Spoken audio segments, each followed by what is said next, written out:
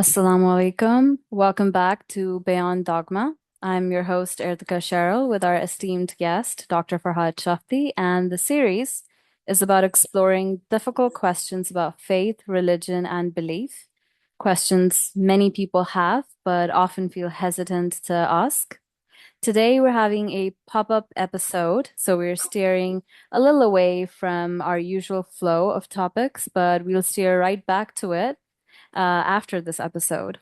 Today, we'll be discussing the newly released book, The Farahi School and Reformist Islam, written by Dr. Farhad Shafti. In this book, Dr. Shafti explores an intellectual tradition within Islamic thought known as the Farahi School, which approaches religious understanding through a deep analysis of the Quran's internal coherence and structure.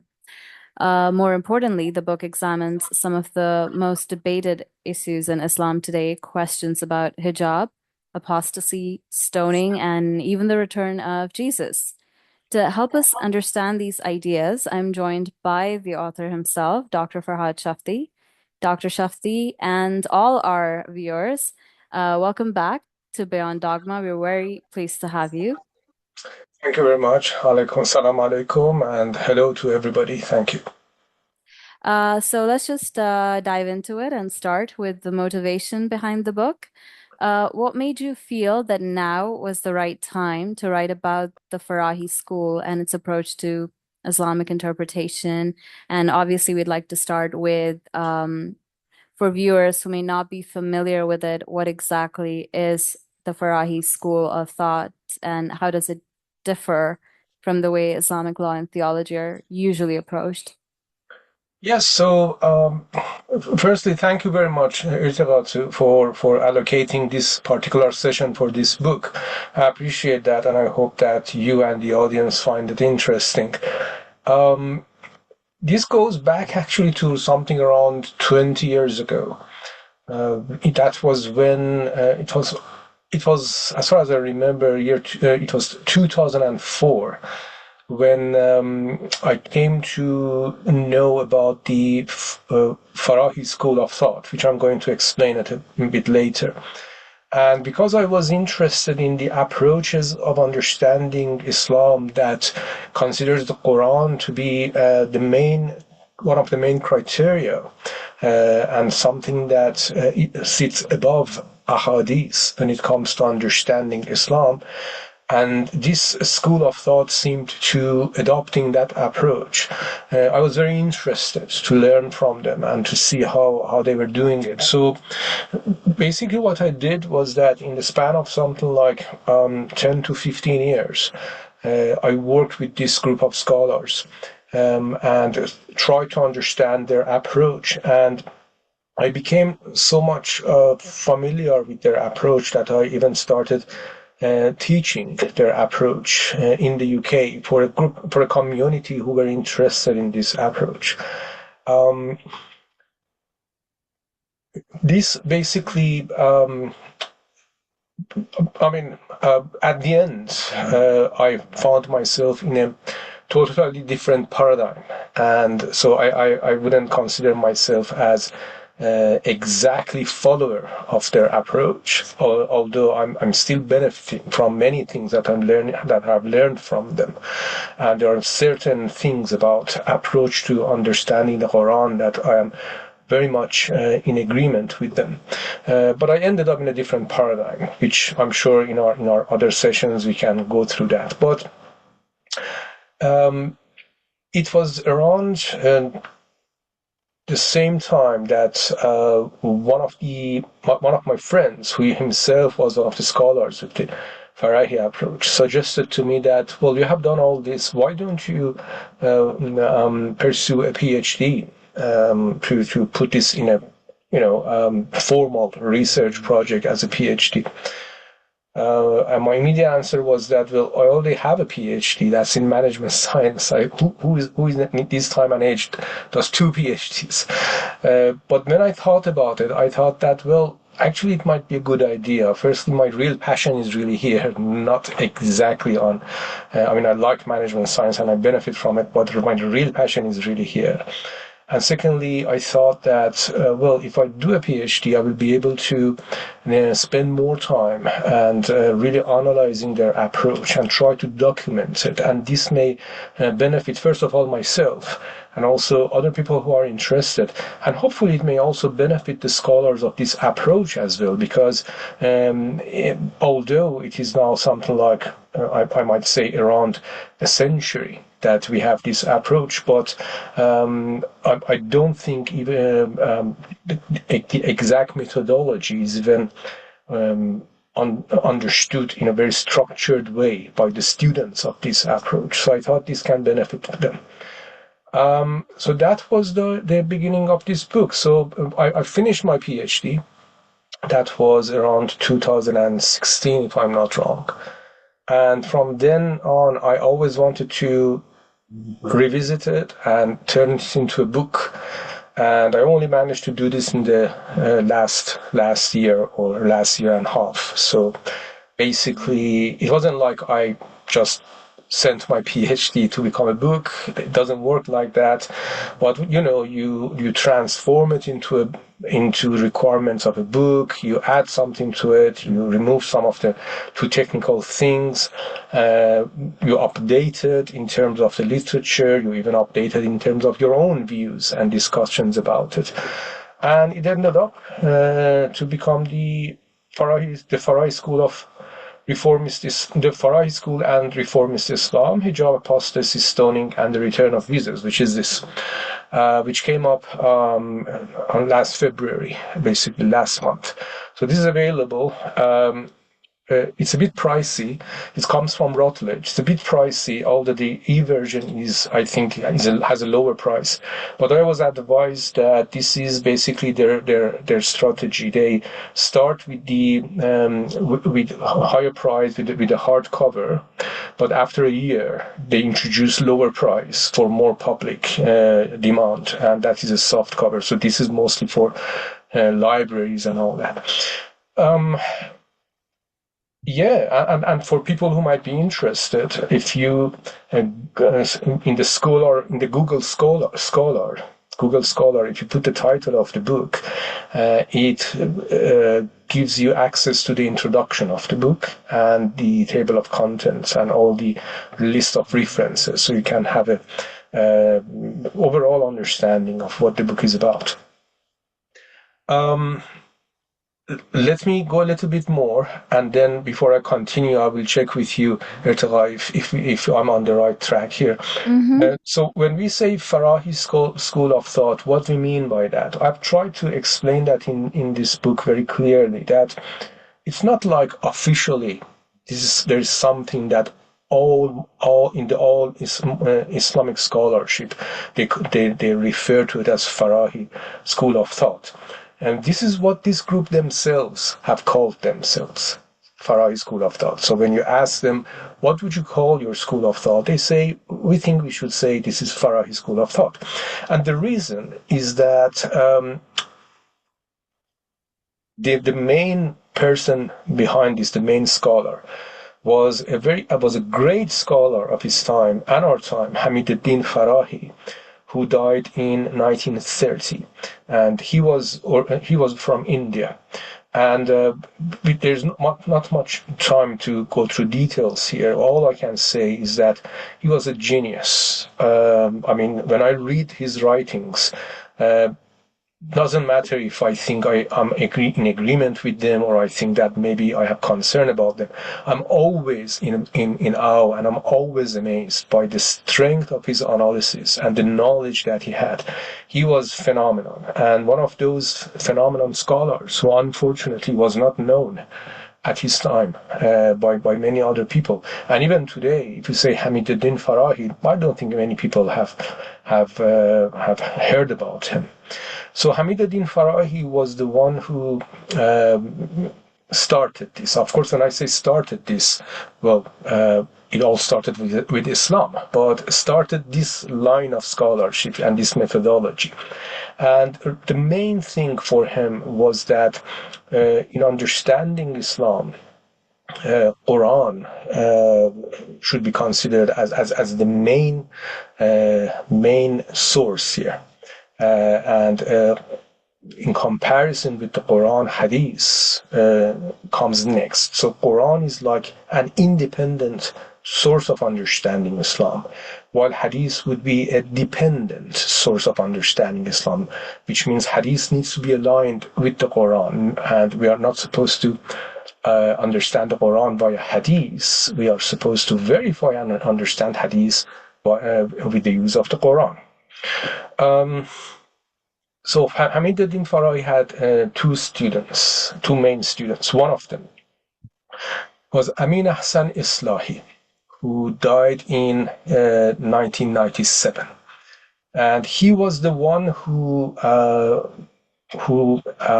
wrote the tafsir of the whole Quran, 9 volumes of tafsir of the Quran, all based on his understanding of his teacher, Hamiduddin Farahi.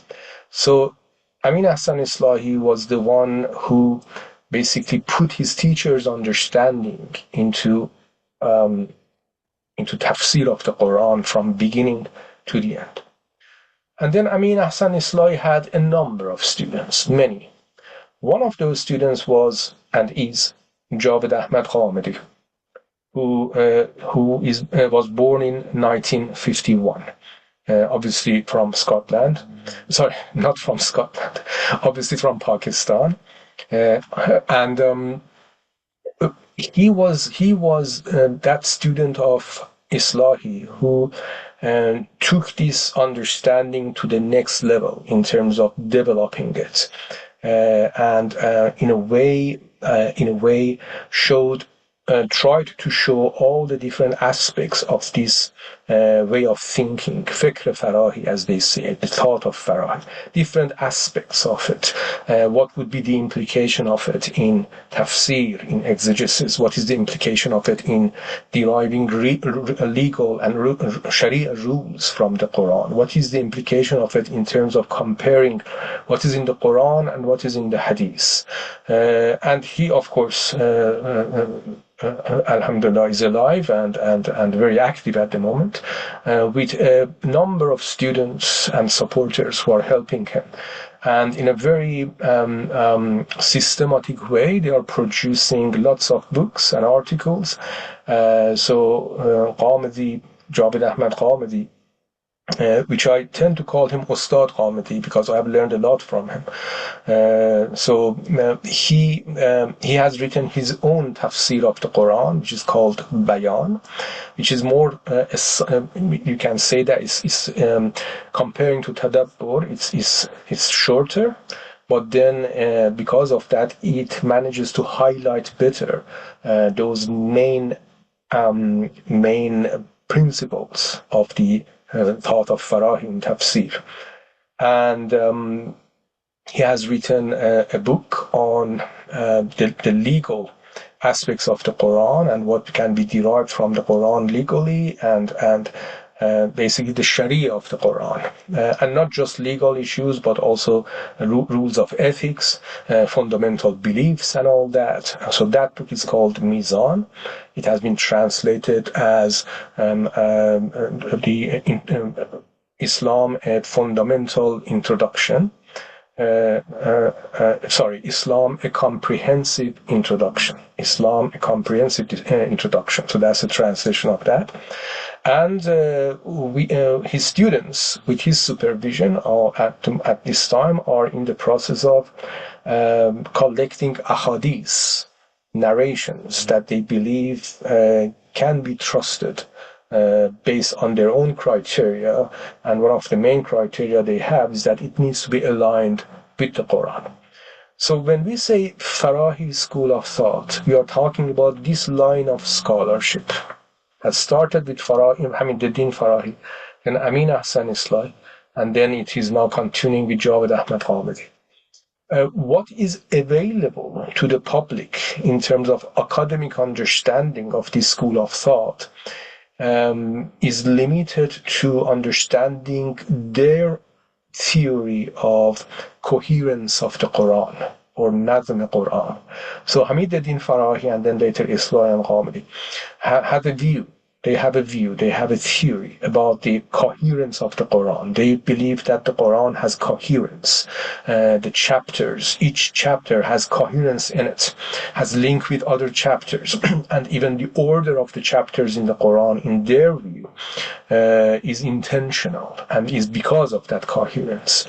The main thing that academically is published about their work is about coherence of the Quran. That was a book by another PhD student who did that, and his name is Mustansir Mir, and his PhD was about the coherence in the Quran according to Amin, Ahsan, Islahi. It was published in 1990. The main title, so the exact title is Coherence in the Quran, a study of the Islahi's concept of Nazm in Tadabbur Quran. Tadabbur Quran is the name of the tafsir of Amin Ahsan Islahi. What I did was that I took that as my departure point. So I didn't repeat what was already known. So, okay, we do know what is their theory of coherence of the Quran.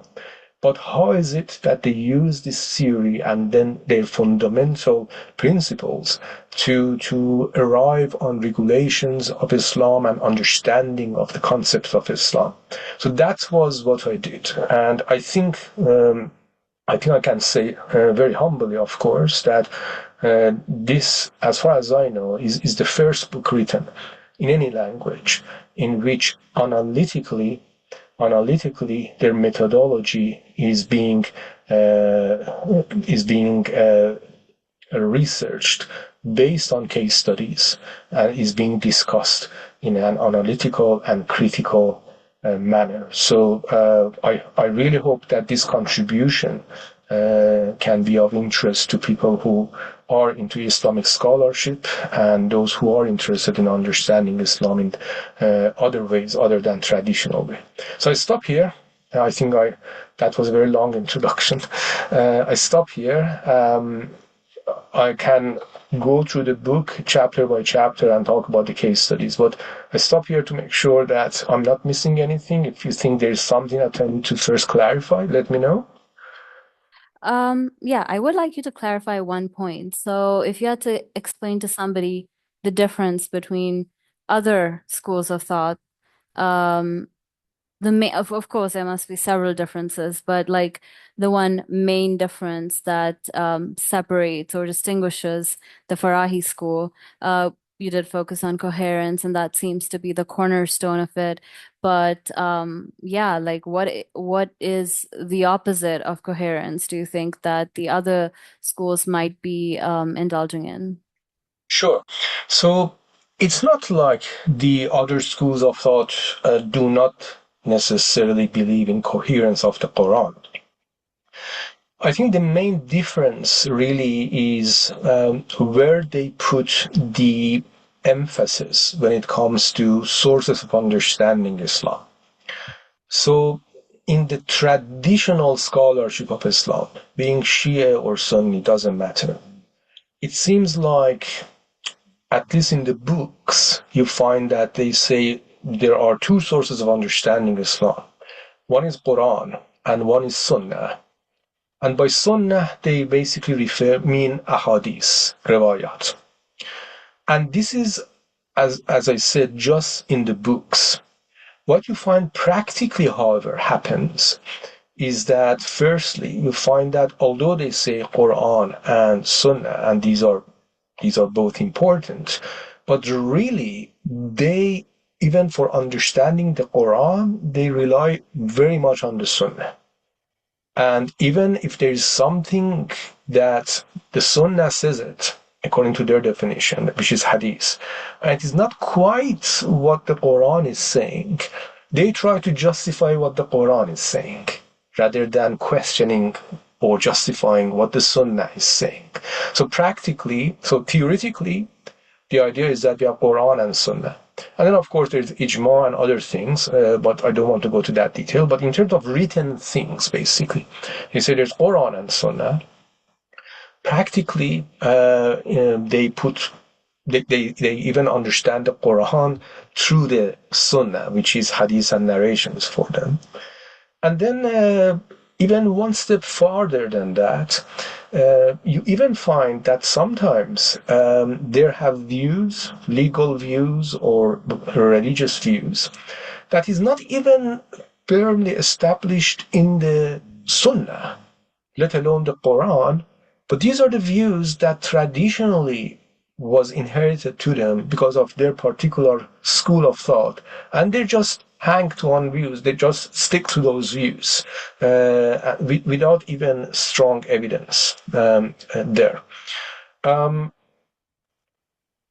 so the difference between this and the Farahi school of thought is that the Farahi school of thought is they say, okay, yes, the main sources of understanding Islam is Quran and Sunnah.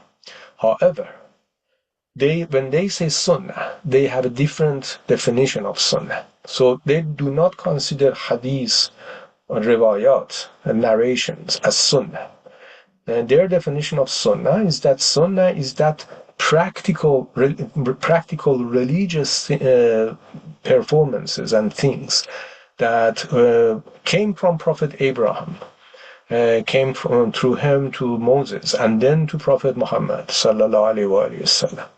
And then the prophets, by the guidance of the Almighty, made changes to it as necessary, added something to it, or removed part of it, and then passed it to the companions, and through them, generation after generation, not by ahadith and narration, but by practice. By practicing it, it reached us. So to give you an example, for instance, if I ask you, how did you learn how to pray? Or how did you learn that, for instance, the prayer of Maghrib is 3 rak'ah, 3 units, yeah? I don't think you will say that I learned it from hadith or I learned it from narration. I think probably you will say I learned it from my parents or my teacher or the Imam of that mosque or my auntie or uncle or friend or something like that. And if I ask them the same question, they will answer the same thing. And just imagine I keep asking. It goes up, according to the Farahi scholars, according to Javed Ahmad Qamadi, it goes up to the companions and the Prophet. That is what they call Sunnah. So therefore, the Sunnah for them would be something that all Muslims agree on it. All of them agree on it. Like there are 5 prayers and Maghrib prayer is 3 rak'ah. All Muslims are agree on it, and you can trace it back to the Prophet by seeing that it is being practiced. And then of course Quran, which would be then the main source as well. And when it comes to hadith, they are not at all rejecting hadith. They are not at all munkar al-hadith. As I said, they have hadith project that they're doing, but instead of trying to understand the Quran by hadith, which is what practically many traditional scholars are doing, they try to verify and understand hadith based on the Quran. So that's the main difference. So what I'm saying is it's very simple and quick to say that, but it will then have lots of implications in terms of the scope of Sharia, in terms of how you see, all these regulations and all that. It affects all many things, which is we can talk about it later, I'm sure, but it's just so much detail. Let me also say that because I'm sure perhaps some of the respected traditional scholars are listening to this as well.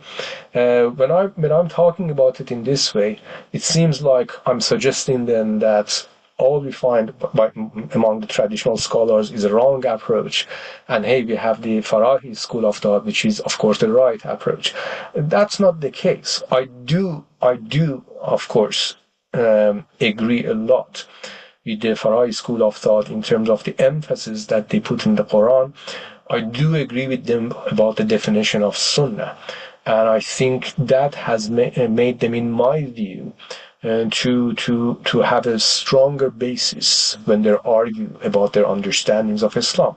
But there are also a school of thought, and every school of thought is prone to criticism, and you can discuss about it, and you can say, well, they are doing all this, and there's a strength here, but there are also weaknesses. Traditional scholars as well. So what I said about them would be like critic to them, but they also have lots of strengths. So it's just like that. So in this book as well. You will see that in every place, as much as I could, I also discussed their understanding in a critical manner, and I tried to show what I thought would be some of the challenges or even some of the weaknesses of some of the approaches that they were trying to apply to different concepts. Yeah, so Hmm. that's my answer to. Yeah. Well, thank you, thank you. And in a nutshell, for our viewers, I guess we can summarize it by saying that the Farahi School, their approach focuses heavily on the Quran's internal structure and coherence, and that's already quite different from how many people assume Islamic scholarship works. The vast majority, as we just concluded. So, diving deeper, one of the core ideas associated with the Farahi school is the concept of Nazm, which you also mentioned, or in other words, coherence in the Quran.